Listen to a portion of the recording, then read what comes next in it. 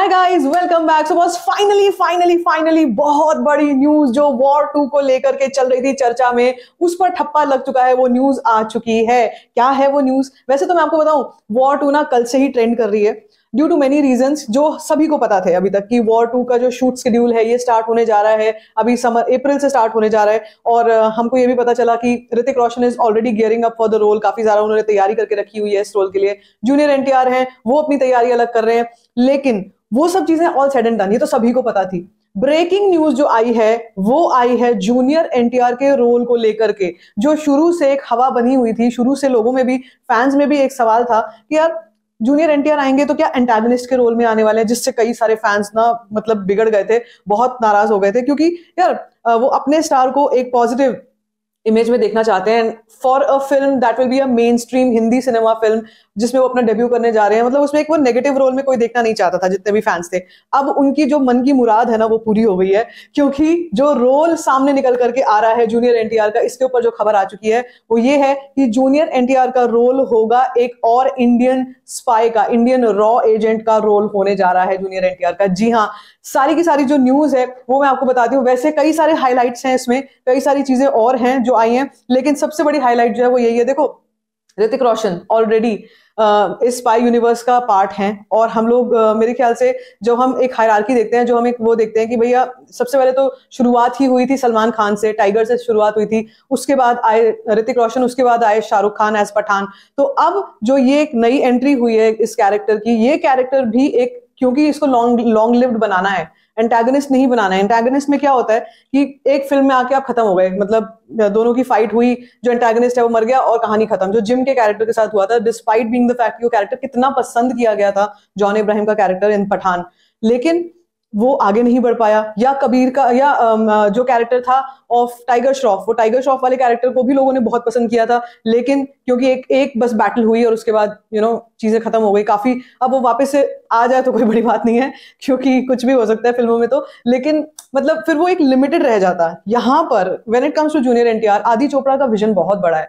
उन्होंने ऐसा सोचा हुआ है, उन्होंने ये प्लानिंग करी है कि इसको भी हम एक pillar of the spy universe बनाएंगे।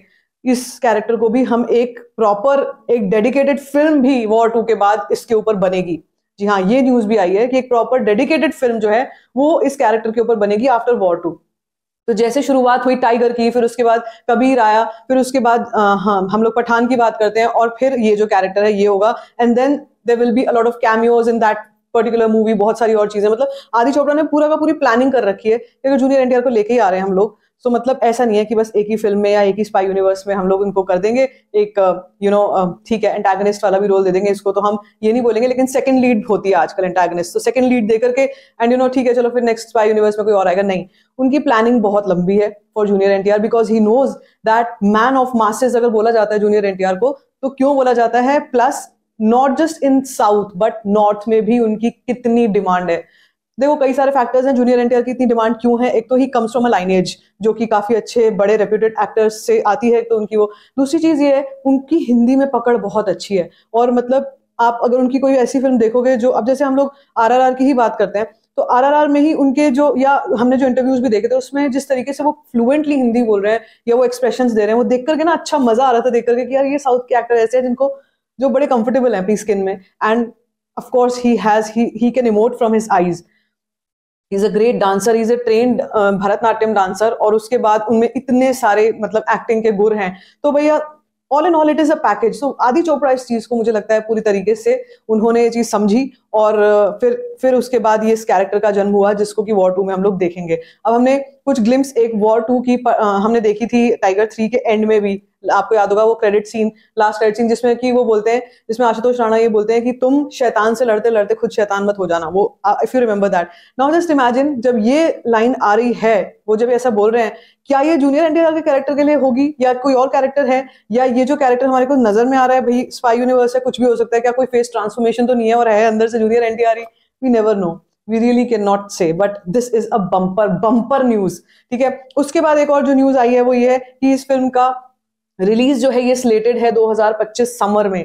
इंडिपेंडेंस डे पे, समर में नहीं, इंडिपेंडेंस डे पे जो है वो इस फिल्म की रिलीज डेट होगी वॉर 2 की। सो मतलब धड़ल्ले से काफी सारी न्यूज जो है ये वॉर 2 की हमारे सामने आ चुकी है। और मैं जैसे आपसे हमेशा बोलती हूँ कि यार जब हम ऐसी फिल्मों की बात करते हैं ना, जैसे जो भी स्पाई यूनिवर्स वगैरह है, इनमें क्या होता है कि there is a lot of scope of fiction, बहुत सारे नए कैरेक्टर्स को एंट्री देना। अब आलिया भट्ट का एक कैरेक्टर है जो बोला जा रहा है कि Alia Bhatt has entered the spy universe, क्या वो भी वॉर 2 में दिखेंगी, नजर आएंगी, या वो जूनियर एनटीआर वाली फिल्म में नजर में आएंगी?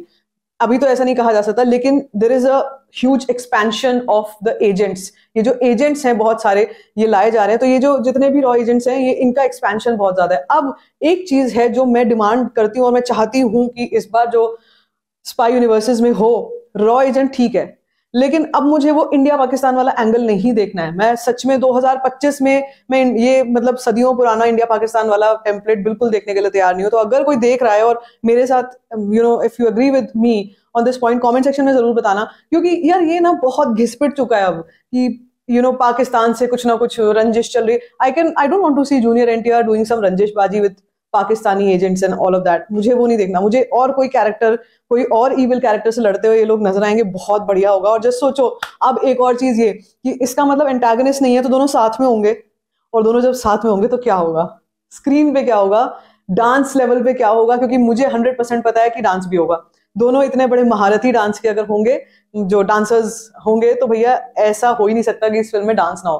फिर उसके बाद एक्टिंग की अगर बात की जाती है तो भाई कोई दोनों का ही कोई जवाब नहीं है, दोनों ही नहले पे दहलाएं। और उसके बाद फिर हम बात करें कि that means there will be a friendship, that means also that ऐसा हो सकता है कि जैसे पठान को बचाने या रेस्क्यू करने उस टाइम पर टाइगर आया था इन पठान, अब ऐसा हो सकता है कि आप समझ गए हो, ऐसा हो सकता है कि कबीर को रेस्क्यू करने के लिए ये वाला कैरेक्टर आए जो जूनियर एनटीआर का कैरेक्टर है, और यहां से एंट्री होगी इस कैरेक्टर की। And then I have very strong feelings कि इसी तरह से कुछ होगा, क्योंकि बिल्कुल ठंडी एंट्री तो भैया होने नहीं वाली है। और ये मैन ऑफ मासेस, इनको ऐसे नहीं कहा जाता जूनियर एनटीआर, इनकी एंट्री बड़े धाकड़ लेवल की होती है हर फिल्म में।